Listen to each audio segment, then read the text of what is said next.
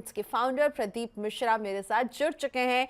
प्रदीप जी, स्वागत है आपका मनी नाइन में। थोड़े दिन पहले आपने भी गुड़गांव वर्सेस नोएडा एक वीडियो बनाया था, तो मुझे लगा आपसे बेहतर और कौन हो सकता है। आपने इतनी सारी रिसर्च की है, शुक्रिया आपने वक्त निकाला। इनफैक्ट अगर आप लोग भी प्रदीप जी से रियल एस्टेट में फंस रहे हैं कि गुड़गांव वर्सेस नोएडा में कौन बेटर है, किसको कहाँ निवेश करना है, तो भेजिए अपने सवाल। लाइव हम रखेंगे अपने एक्सपर्ट के सामने। 9311121874 पर आप भेज सकते हैं सवाल। हमारा ईमेल आईडी भी नोट कर लें, money9query@tv9.com, और यूट्यूब पर लाइव भी आप जुड़ सकते हैं। तो बेसिकली नोएडा और गुड़गांव को लेकर अगर आप कंफ्यूज हैं ना, तो आज आपके सारे कंफ्यूजन का हम यहाँ पर जवाब देने वाले हैं। तो हम अपने एक्सपर्ट से बात करें, आपके सवालों को ले, उससे पहले नोएडा और गुड़गांव के कुछ की फीचर्स पर एक क्विक लुक लेते हैं। नोएडा जाना जाता है एक अफोर्डेबल डेस्टिनेशन के तौर पर, यानी कि जिन लोगों को किफ़ायती घर चाहिए उनके लिए नोएडा का डेस्टिनेशन जो है वो पसंदीदा है। वहीं गुरुग्राम में रोजगार के अवसर और प्रति व्यक्ति आय अधिक होने की वजह से गुरुग्राम जाना जाता है थोड़े से high and apartments, luxury apartments के लिए। हमने अभी कुछ दिन पहले ही देखा कि एक नामी ग्रामी बिल्डर ने 700 करोड़ से ज्यादा की सेल की, और वो भी 1000 से ज्यादा लग्जरी फ्लैट्स की सेल हुई थी गुड़गांव में केवल 3 दिन में। तो गुरुग्राम हमेशा से एक high and property, luxury property के डेस्टिनेशन के तौर पर जाना जाता है। अब बात करते हैं एक्सपेंशन का, किसके पास स्कोप ज्यादा है, तो नोएडा में ये स्कोप ज्यादा नजर आता है। नए एरियाज डेवलप हो रहे हैं नोएडा में। वहीं गुरुग्राम की कनेक्टिविटी अच्छी है, एयरपोर्ट के करीब है, लेकिन नोएडा ज्यादा पीछे नहीं, बहुत जल्दी यहाँ पर भी एयरपोर्ट आने वाला है। रेंटल की बात करें तो गुरुग्राम के कंपैरिजन में नोएडा में रेंटल्स कम है। हेल्थ केयर की बात करें तो गुरुग्राम में कुछ एस्टैब्लिश्ड अच्छे बड़े बड़े अस्पताल हैं। एजुकेशन के नाम के भी कुछ अच्छे खासे नाम गुरुग्राम में हैं, तो यहाँ पर गुरुग्राम बाजी मारता हुआ नजर आता है। अब कीमतों की बात करते हैं तो नोएडा में एक फ्लैट की औसत कीमत 4000 रुपए से 15000 रुपए प्रति स्क्वायर फीट है। वहीं गुरुग्राम में इससे ज्यादा है। जहां नोएडा में आप देख रहे हैं कि 4000 से जो है वो लोअर ब्रांड है, तो गुरुग्राम में 8000 से 25000 रुपए पर स्क्वायर फुट का आपको फ्लैट मिलेगा। नोएडा में पिछले 5 साल में प्रॉपर्टी की कीमतों में 10 से 20% की हमने एक हाइक देखी है, और गुरुग्राम में यही हाइक जो है वो 5 से 15% की रही है। किराए में भी अगर बात करें तो नोएडा जो है वहां पे 4 से 5% की बढ़त देखी है, तो गुरुग्राम में 3 से 4। तो प्राइस और रेंटल के मामले में गुरुग्राम में कम बढ़त इसलिए भी क्योंकि ऑलरेडी वहां पे प्राइस जो है वो हायर बैंड में ही है। तो आज चलिए इन दोनों ही लोकेशन के सारी बातों को सामने रखते हैं और समझते हैं कौन सा लोकेशन किसके लिए सही है। गुरुग्राम और नोएडा, प्रदीप जी, इंफ्रास्ट्रक्चर, अट्रैक्शन और लाइफस्टाइल के लिहाज से कौन से इलाके को आप कहेंगे कि बाजी मार रहा है? देखिए प्रियंका जी, दोनों एरिया अपने अपने पर पूरी तरह से बाजी मारते हैं। कुछ चीजें गुरुग्राम की अच्छी हैं और कुछ चीजें नोएडा की अच्छी हैं। जब हम प्रॉपर्टी खरीदने के लिए निकलते हैं तो हमें अक्सर क्या हमें सूट करता है, हमें एस्पेक्ट सारे स्टडी करने चाहिए, क्योंकि प्रॉपर्टी लेते टाइम हर एस्पेक्ट हमारे लिए इंपॉर्टेंट होता है। तो हर एस्पेक्ट को स्टडी करके फिर हमें हमारे बजट के हिसाब से कौन सा बेस्ट लोकेशन लगता है, क्योंकि सिर्फ बेटर होना ही इंपॉर्टेंट नहीं है। अगर हम वहाँ प्रॉपर्टी ले रहे हैं तो हमारी स्कूल से कनेक्टिविटी, हमारे ऑफिस स्पेस से कनेक्टिविटी, रहने का स्थान कैसा है, वहाँ की एमिनिटीज कैसी हैं, और वहाँ से पब्लिक ट्रांसपोर्ट कैसा है। ये सब छोटे छोटे फैक्टर हैं जो, और भी ऐसे बहुत सारे फैक्टर्स को हम कंसिडर करते हैं, उसके बाद ही प्रॉपर्टी बाय करते हैं। ओके, सो आपका बजट कितना है, आपकी अफोर्डेबिलिटी कितनी है, और कनेक्टिविटी पर आपने बात की। तो अगर मैं बात करूं कनेक्टिविटी की, तो कनेक्टिविटी के फ्रंट में आप क्या देखते हैं कि कौन से एरिया की कनेक्टिविटी आपको बेटर लगती है? और कनेक्टिविटी से देखिए आजकल तो टैक्सीज कहीं भी चली जाती हैं, ऐप से आप बुक कीजिए। पर मैं पब्लिक ट्रांसपोर्ट की अगर बात करूं तो मेट्रो हो गई, बस हो गई, तो इन दोनों के ही मामले से और ट्रैफिक के लिहाज से आपको नोएडा और गुड़गांव को अगर हम आमने सामने रखें तो आपको क्या लगता है किसकी क्या खासियत है और किसमें क्या खामी है? देखिए, जब हम नोएडा की बात करते हैं तो नो डाउट यहाँ पब्लिक ट्रांसपोर्ट अच्छा है, और मेट्रो का जिस हिसाब से एक्सपेंशन हुआ है उसने नोएडा के अंदर एक तरह से मतलब प्रॉपर्टी मार्केट में एक जान फूंक दी है। वहीं अगर हम बात करें गुरुग्राम की, तो जो मेट्रो एक हुडा सिटी सेंटर तक आई है उसके बाद 1 इंच भी मेट्रो आगे नहीं बढ़ी है। एक ओल्ड गुड़गांव के रोड के ऊपर मेट्रो सैंक्शन हुई है, ओल्ड गुड़गांव एरिया के अंदर, लेकिन उस पे भी अभी तक काम शुरू नहीं हुआ। प्रोजेक्ट सैंक्शन हो चुका था, लेकिन उसके बावजूद भी उसमें एक जो स्पर जो द्वारका एक्सप्रेसवे तक जा रहा था उसको रोक दिया गया और फिर से उसमें एक चेंज कर दिया गया। मतलब ये वो हाल है जब प्रोजेक्ट पूरा सैंक्शन हो चुका है, उसके बाद की स्थिति है। तो यहाँ पर मेट्रो की कनेक्टिविटी नोएडा में ज्यादा है, गुरुग्राम में कम है। पब्लिक ट्रांसपोर्ट की बात करें तो गुरुग्राम में यहाँ की जो लोकल सिटी बसेस हैं वही हैं, और मुझे कंपैरिजन में नोएडा में ज्यादा अच्छा पब्लिक ट्रांसपोर्ट नजर आता है। Okay, so Noida gets a thumbs up जहाँ तक पब्लिक ट्रांसपोर्ट की बात है, क्योंकि मेट्रो ने अच्छा प्रोग्रेस यहाँ पर किया है। गुरुग्राम में गाड़ी थोड़ी सी अटकी हुई है।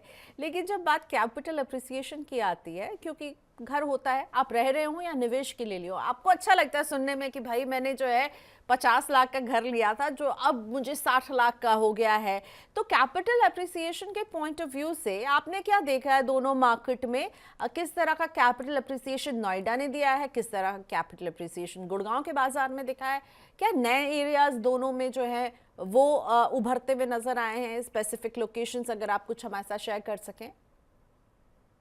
देखिए, कोविड के बाद से ही प्रॉपर्टी एप्रिसिएशन मतलब दोनों मार्केट्स में आई है, लेकिन गुरुग्राम में ज्यादा देखने को मिली है। उसकी एक सबसे बड़ी वजह है जो मैं देख रहा हूँ कि यहाँ पर लोगों ने अब लग्जरी में इन्वेस्ट करना शुरू किया है। लग्जरी लोगों की पसंद बनी है, और लग्जरी के साथ साथ एमिनिटीज लोगों की प्रायोरिटी बन गई है। पहले लोग एमिनिटीज पे उतना फोकस नहीं करते थे। ये माना जाता था कि जितनी छोटी प्रॉपर्टी होगी उतना ज्यादा अच्छा रिटर्न देगी, बड़ी प्रॉपर्टी के टेकर्स कम होते थे। लेकिन अब बड़ी प्रॉपर्टी लोग अपनी लग्जरी लाइफ पे, मतलब बेटर एमिनिटीज जो उनकी हेल्थ से रिलेटेड हो, उस पे ज्यादा खर्च करना पसंद कर रहे हैं। वैसे कई जगहों के ऊपर ये भी चीजें चर्चा में आती है कि चूंकि वर्क फ्रॉम होम शुरू हुआ, इसीलिए लोगों ने 2 से 3 या 3 से 4 बेडरूम में जाने की कोशिश की। लेकिन फैक्ट ये कि कोई एक रूम के लिए, मतलब वर्क फ्रॉम होम अगर है, तो उसके लिए एक रूम के लिए कोई 1 करोड़ रुपए नहीं देगा। तो ये बहुत ज्यादा फैक्टर नहीं है, लेकिन हाँ, एमिनिटीज एक बड़ा फैक्टर है, जो कि गुरुग्राम में स्कोप ऑफ एक्सपेंशन कम है, क्योंकि गुरुग्राम शहर एक अपने आप में शहर है जहाँ पे एक्सपैंड होने की गुंजाइश नहीं है। मास्टर हम्म। प्लान करीब करीब पूरा 2006 के आसपास आ चुका है। वहीं जब हम नोएडा की बात करते हैं, चूंकि यहाँ स्कोप ऑफ एक्सपेंशन है, नोएडा के साथ में लगता हुआ इंदिरापुरम, वैशाली, मतलब पूरा गाजियाबाद है, इवन राजनगर एक्सटेंशन का एरिया है, या नोएडा के साथ में जो नोएडा एक्सटेंशन के नाम से एरिया बना वो है, proper greater Noida, Yamuna express way, ये एरियाज बहुत सारे हैं जहाँ एक्सपेंशन का स्कोप है। जब मार्केट में सप्लाई ज्यादा होगी, एक्सपेंशन का स्कोप होगा। जब मान लीजिए किसी की अफोर्डेबिलिटी नोएडा में नहीं आ रही है, तो वो कहाँ जाएगा? वो ग्रेटर नोएडा चला जाएगा, उसका यमुना एक्सप्रेस वे जाने का ऑप्शन है। या आसपास के पेरिफेरल एरियाज में काफी सारे ऐसे रियल एस्टेट हॉटस्पॉट्स हैं जहां लोग जाके प्रॉपर्टी खरीद सकते हैं।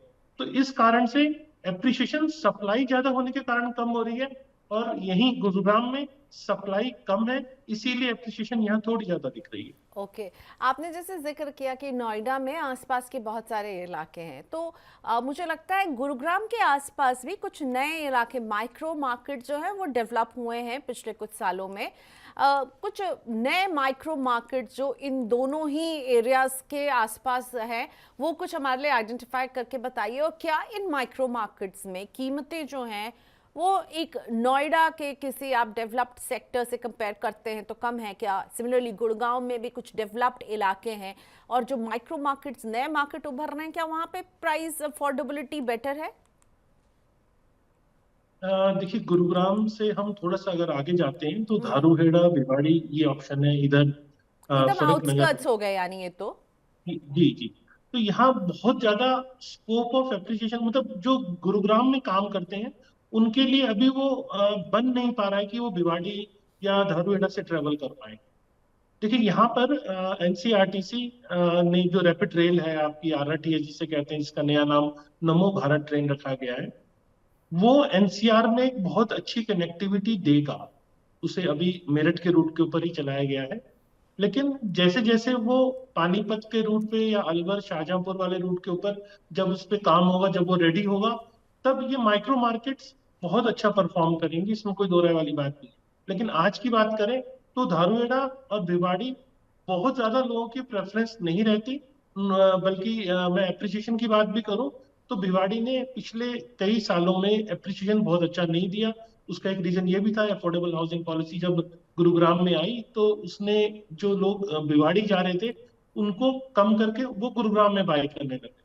तो ऐसे में माइक्रो मार्केट की अगर हम बात करते हैं, तो चूंकि एक केएमपी कुंडली मानेसर पलवल एक्सप्रेसवे है, इस एक्सप्रेसवे के आसपास ऐसे 5 satellite township development, 5 satellite township की डेवलपमेंट होनी है, जो गवर्नमेंट ने ऑलरेडी प्लान की हुई है। तो आने वाले टाइम में आपको ऐसी सैटेलाइट टाउनशिप्स मिलेंगी, लेकिन अभी बात करें तो अभी वो स्कोप ऑफ एक्सपेंशन में उसमें थोड़ा सा ओके, टाइम दिख रहा है, लेकिन हाँ, बिल्कुल। वो lack scope of of expansion का पार्ट है। इंफ्रास्ट्रक्चर, लैक ऑफ कनेक्टिविटी जो आप हाईलाइट कर रहे थे।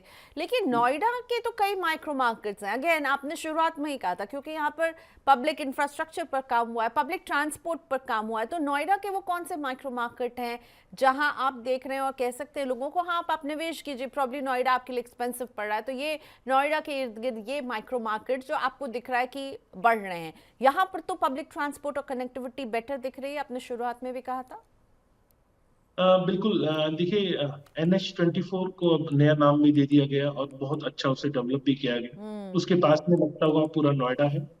नोएडा के साथ में क्रॉसिंग रिपब्लिक का एरिया है, या फिर वैशाली, इंदिरापुरम, फिर NH58 का एरिया है, उसको भी मोहन नगर के पास में अच्छी कनेक्टिविटी दी गई है। एक बाईपास रोड बना के ऑलरेडी NH58 के उस पार्सल को राजनगर एक्सटेंशन के नाम से जिसे जाना जाता है, उसको भी बहुत अच्छा डेवलप किया गया है। फिर जो आपका लालकुआं जो वाली रोड है, हाईवे जो NH24, उसी के ऊपर आप राइट हैंड साइड में देखेंगे तो आपका नोएडा एक्सटेंशन के नाम से, वो भी ग्रेटर नोएडा का पार्ट है, वो भी काफी अच्छा खासा डेवलप हुआ है। और इवन नोएडा के अंदर ही कई माइक्रो मार्केट डेवलप हुई है, जैसे 75 से 79 सेक्टर के बीच में, या नोएडा ग्रेटर नोएडा एक्सप्रेसवे के बीच में।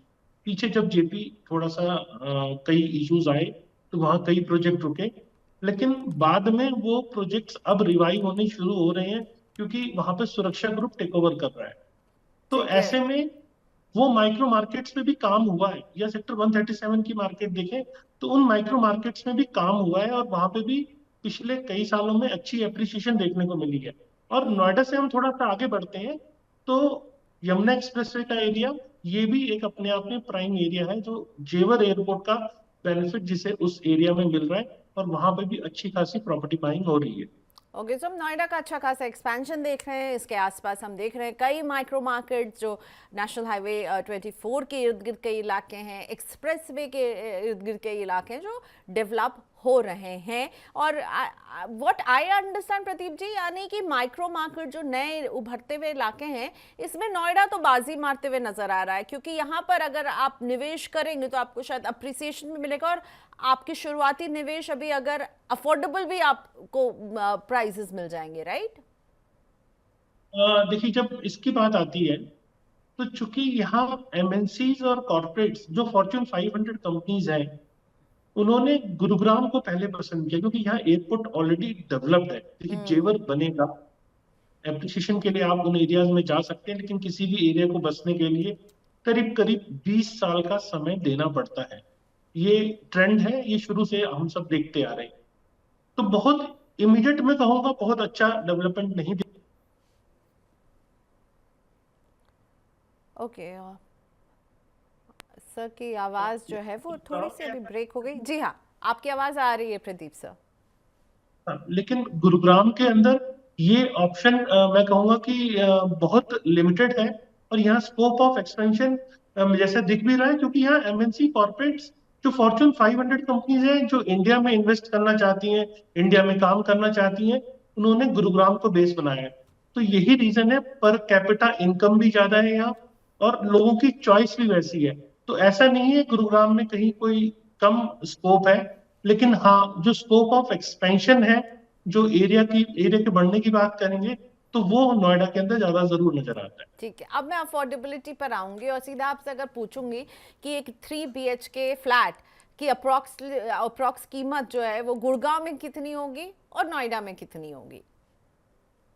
अह, देखिए, 3 BHK की अगर हम बात करें, तो अप्रोक्सीमेटली अब जो करंट सिनेरियो में रेट आ गए हैं गुरुग्राम के, वो करीब करीब 15 से लेकर 20,000 रुपीज पर स्क्वायर फीट पर आ गए हैं। और 3 BHK अगर हम 1800 या 2000 स्क्वायर फीट का फ्लैट लेके चलते हैं, तो आप समझ सकते हैं कि यही प्रॉपर्टी करीब करीब 3 साढ़े 3 करोड़ रुपए की रेंज में अब आ चुकी है। वहीं अगर हम नोएडा में बात करें तो नोएडा ग्रेटर नोएडा एक्सप्रेसवे इस टाइम पे जो प्रिवेलिंग रेट है वो करीब करीब 12 से 15 हजार रुपए पर स्क्वायर फीट के आसपास आ चुके हैं।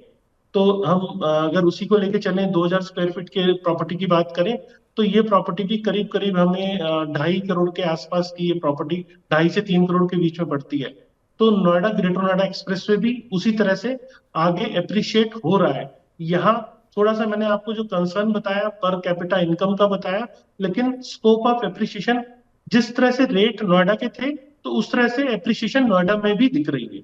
ओके अब ये बताइए, रेंटल से कमाई लोग पसंद करते हैं भाई, एक निवेश करते हैं जिससे उन्हें रेंटल इनकम हो सके। तो किराए से अगर कोई कमाई करना चाहता है तो रेंटल यील्ड के मामले में गुरुग्राम और नोएडा में क्या अंतर है? देखिए जब हम रेंटल की बात करते हैं तो रेंटल ओवरऑल 2% के आसपास रहता है, लेकिन तब भी मैं कहूंगा कि अफोर्डेबिलिटी नोएडा के अंदर ज्यादा है क्योंकि यहाँ प्राइस भी कम है। हम उस प्राइस के ऊपर जब 2% लगाते हैं तो यहाँ पे अफोर्डेबिलिटी अपने आप नजर आ जाती है। फिर दूसरी बात, यहाँ पे अब तक जो प्रोजेक्ट्स हैं उनमें एफएआर काफी ज्यादा है, मतलब 3 साढ़े 3 की एफएआर पे करीब करीब यहाँ प्रोजेक्ट्स बन रहे हैं। तो चूंकि नंबर ऑफ अपार्टमेंट्स ज्यादा होते हैं तो इसीलिए डेवलपर थोड़ा नीचे के रेट पे उसे सेल भी कर पाते हैं।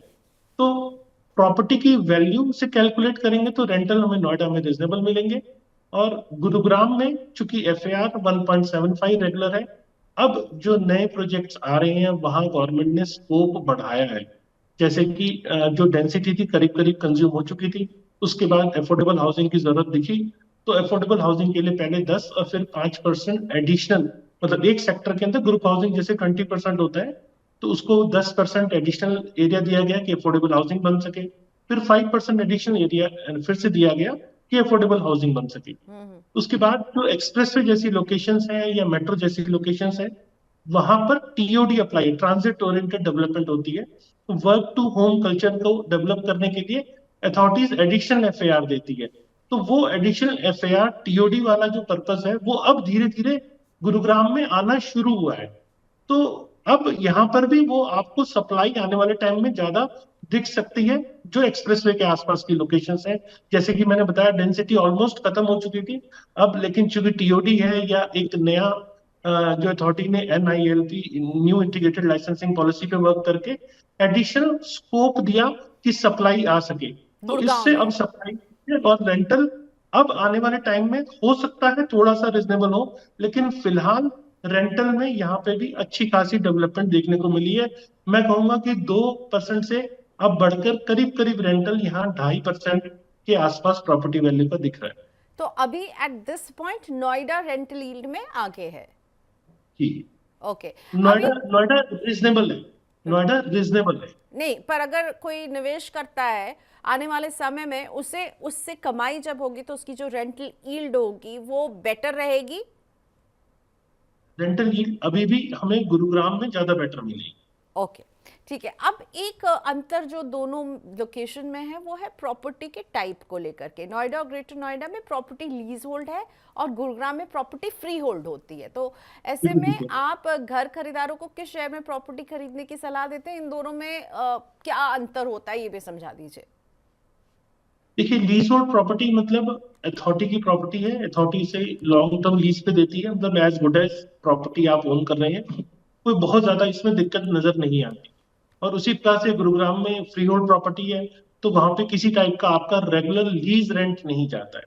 तो इतना ही डिफरेंस है, मतलब दोनों में प्रॉपर्टी की ऑनरशिप करीब करीब आपके पास ही है, इसमें ऐसी कोई मुझे बहुत ज्यादा डिफरेंस नजर नहीं आता। तो इसीलिए घर खरीदार को इसमें बहुत ज्यादा कुछ सोचने की जरूरत नहीं है। ठीक है। तो लेकिन स्टैम्प ड्यूटी और रजिस्ट्रेशन चार्ज इनमें कितना फर्क है दोनों शहरों में? देखिए करीब करीब बराबर है। यहाँ पर डिफरेंस तब आता है जब प्रॉपर्टी फीमेल के नाम पे खरीदी जाती है। फीमेल के नाम पर प्रॉपर्टी में करीब करीब 2% का रिबेट हरियाणा के अंदर है।